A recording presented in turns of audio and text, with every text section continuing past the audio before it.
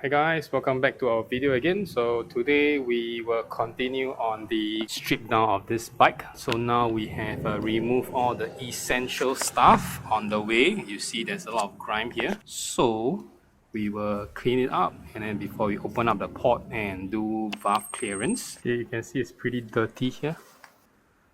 There's a lot of grime here. So what we're going to do now is to remove this sensor. I think it's a crank sensor. And then we will take out the coil, and then we will remove the top cover of the engine. Okay, it seems like it's stuck, so we probably not use force to pull it out. So what we do now is to take out the forecoil and keep it safe.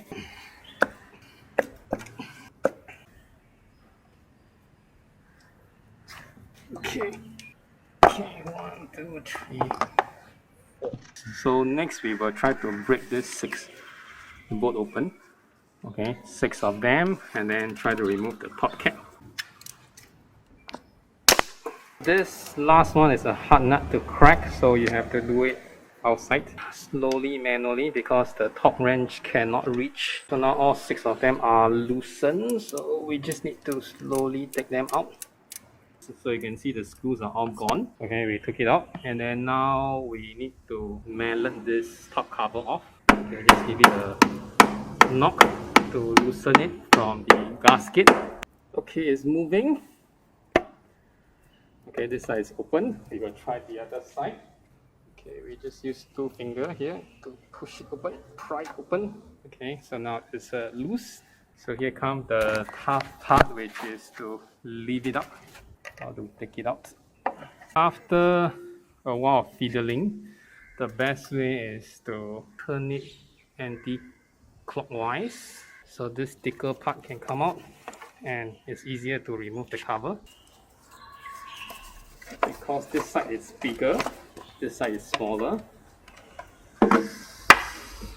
Okay, finally we took it out, but at least we got it here. So now we gotta do all the 16 valve, 1, 2, 3, 4, 5, 6, 7, 8 here, then another 8 here. So at the same time, we are trying to inspect the gasket and look for any cracks or any leakage. So this one seems good. So probably we just need to wash it later on, and then we can put it back here. And now is also a good time to inspect the cam chain tensioner. So you can see there are like 12 linkage here. So we just want to count if it's correct. Okay, so we see one is aligned. What we gotta do now is to lock this in, because this is correct, with a zip tie, so it doesn't run off later on. And then we will input the cam chain tensioner here back and see whether this linkage have a 12. Also want to loosen this. This is like a window thing that you can see where the cam chain tensioner, whether it's unload or load. So we just remove this. Alright, we went back to take our cam chain tensioner because we forget to bring it out. So what we need to do now is to load the cam chain tensioner back. Okay, see from like that, you can't press it back. Okay, so it's one directional, so the chain doesn't push it back. After you spin it to this groove here, you can see from my tongue, you need to pull this C-clip down in order to lock it in place. And then now it's loaded, so we have to put it back in. So we have to put it slowly back. Don't trigger the load mechanism. Slowly but surely put it back in. Okay, match with the jet. There's a jet here, and we gotta put the 2 bolts back. Okay, tighten it before we can unload it here. So after some effort, we managed to plug in the cam chain tensioner. So now we need to unload it. Okay, we can see the clip there. So we need something really tiny to unhook this part, this C-clip. Okay, now it's loaded. So now the chain is very tight. So now we need to do the counting again. So it's to 12, okay? With the 3 here. Okay, 1, 2, 3, 4, 5, 6, 7, 8, 9, 10, 11, 12. 12 is this, okay, which is pointing with the indicator 2, so it's okay. So nothing wrong with the cam chain tensioner, so we will cut off this. So now we are focused to do the valve clearance, so we move off all this one side, and I realized that there's a lot of dirt here on the pair valve, okay, and this side too, so we need to clean it out a little bit. See, it's quite dirty, and reminder to put back this observation hole plug, and then just ensure that it's in top dead center. So this line here on the crank, okay, is aligned with this. Okay, the cam position. Okay, the cam load is pointing inwards, matches the one up, and this one is pointing up, and that is pointing like to the 1 o'clock direction. So matches here, pointing up and pointing towards the 1 o'clock direction. So we will take the 2 right valve here, exhaust valve, and alternate intake valve. So it's 1, 2, 3, 4, 1, 4, 5, 6, 7, 8, 1, 4, 7, 8. Okay, we are using 2.0, first one clear. Okay, we try the second valve. Sorry, the second, yeah. Okay, 2.0 clear. 2.5 doesn't go through. Okay, so far so good. Everything is still within spec. So we need to turn the crank 360 in order to measure the other rest of the valve. So this time round I should see that the valve should point around 7 o'clock and 6 o'clock. Okay.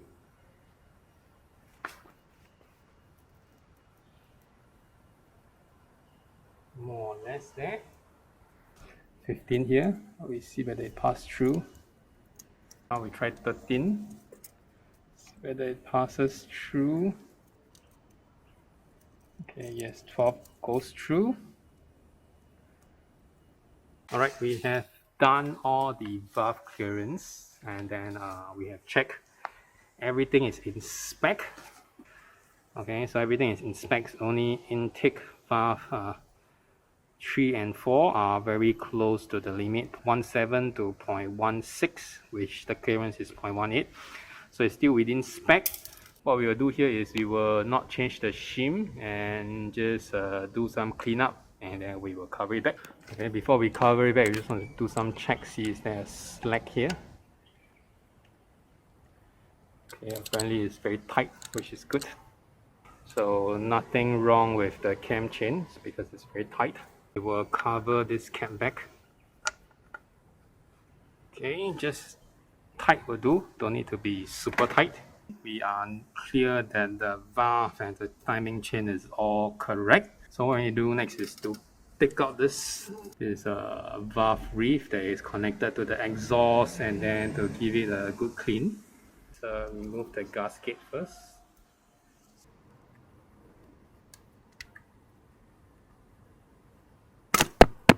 Okay, wow, it's full of carbon, so we're going to clean this.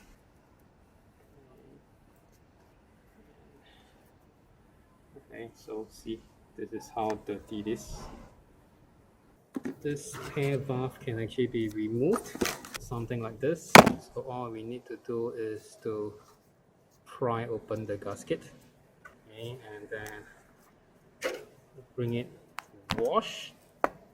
So we will wash this too to decarbonize it, and then we will also decarbonize this area and this area because they are full of carbon. See if we can remove it. If we can, we can. We can't, we can't. Then we will cover it back. Okay, after cleaning, so you can clearly see that the carbon build-out have been removed. So what we did was just some carburetor cleaner to just clean it, the carbon off. So now we are ready to fit everything back in place. Okay, now we are putting back the cover and aligning the gasket. Needs a little bit of finessing to get it into position.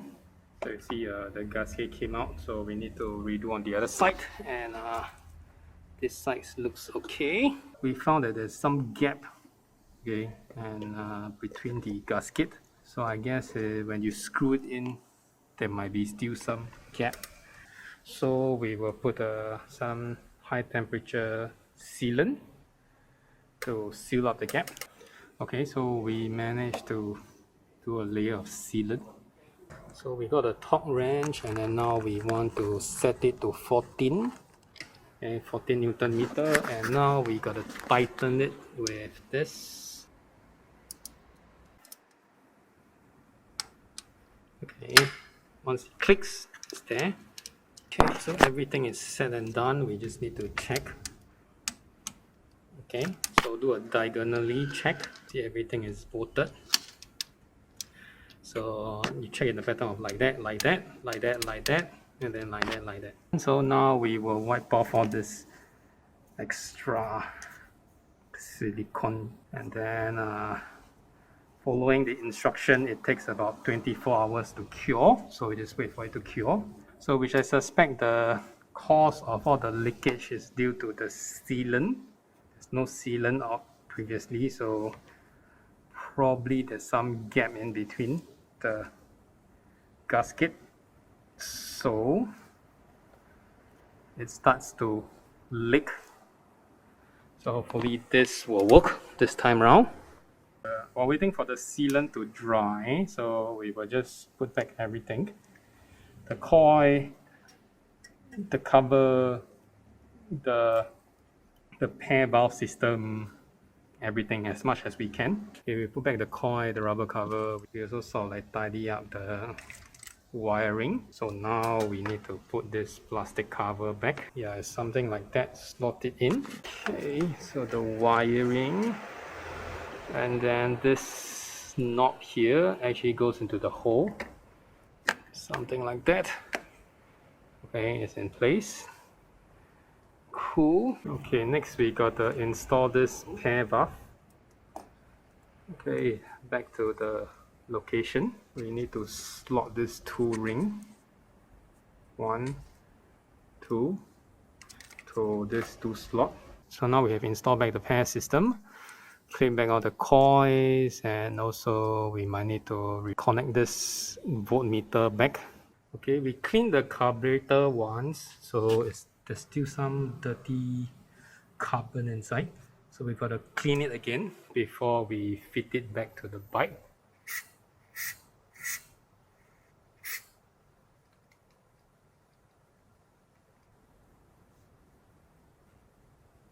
So we have more or less cleaned the carburetor again. So what we need to do right now is to slowly peel off all this. Okay, there's a lot of sand on top. And then we gotta put this throttle sleeve back before we can put the carburetor back. So we managed to put all the 4.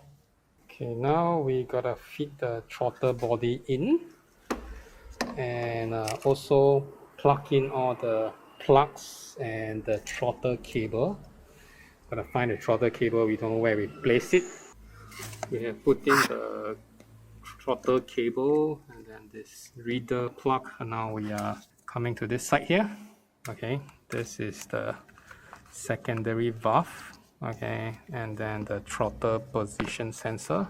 Okay, so we gotta plug them bit by bit before we fit it in. Almost forgotten that there is all this fuel injector at the bottom. So if we plug all this and then stuff it in before we plug this, we might not reach it. So we gotta do this first, and then this follow. Last we get all the plugs in.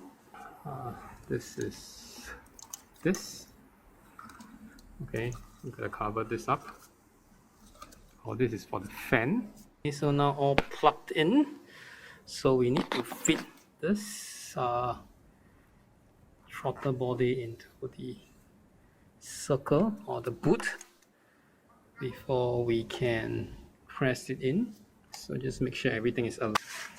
Then it's just brute force. Okay, now we also plugged in all the top fuel injector.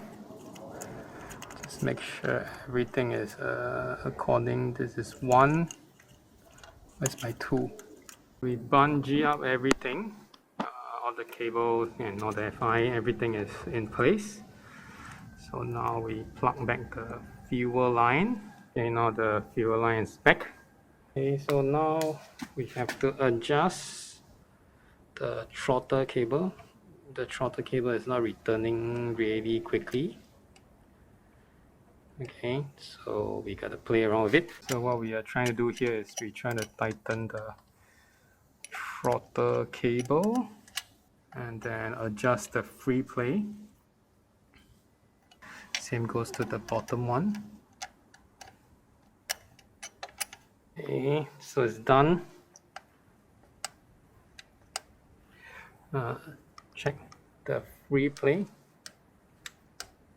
We can adjust here.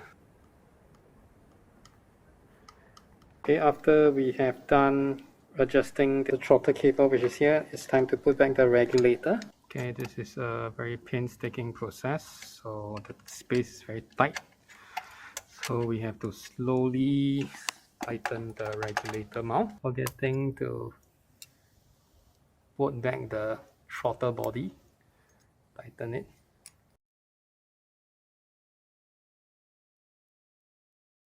So after some cutting here and there, and it might not look the best. Okay, so this is made up from aquarium filter sponge. It comes in a big pack, so all we need to do is to clean up the edges and then to cut it out. So this might not be the best cutting, okay, but as long as it fits, then it's good enough. So now we need to test whether it fits in the bike. So now we have to clip back all the tubings that we have removed out earlier. And also this AMS sensor, we need to plug it back. Okay, slowly but surely try to fit it into the space given. Okay, both sides are in. So all the clippers are in place, which is good. And then now what we need to do is just tighten them. Okay, we will put back the crankcase breather hole and then tighten this. So this is the old air filter. This part here is pretty dirty, so we bought a new K&N filter. Let's see whether it fits. Okay, it looks smaller though, but the size looks the same, so we will fit this in. It comes with a sticker. Okay, some warning card and then a registration. It looks like a good fit. All the K&N come pre-oiled, so you don't need to oil again. Cover this back.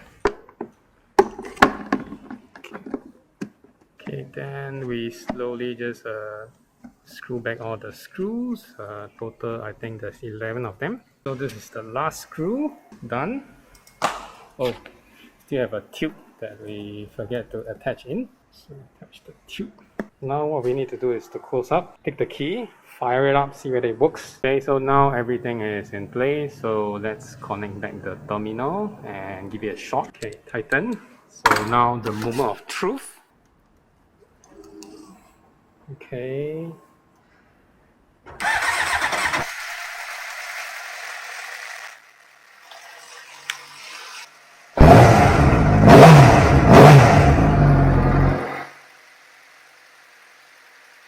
Sounds good. Since the big item is already settled, so first thing I'm going to try this new horn that we got. See whether it works. We need to find the plug, okay, and then plug it in. So we got it plugged in, and then right now the moment of truth again. Okay, works. Good. Just realized that this thing is both revert on. there's no way I can take it out and then put it here. Uses this L bracket, so this is as good as gone. Okay, so we need to use a plier to bend this into an L shape to fit it in. Okay, so now it fits in perfectly, so we are good to go.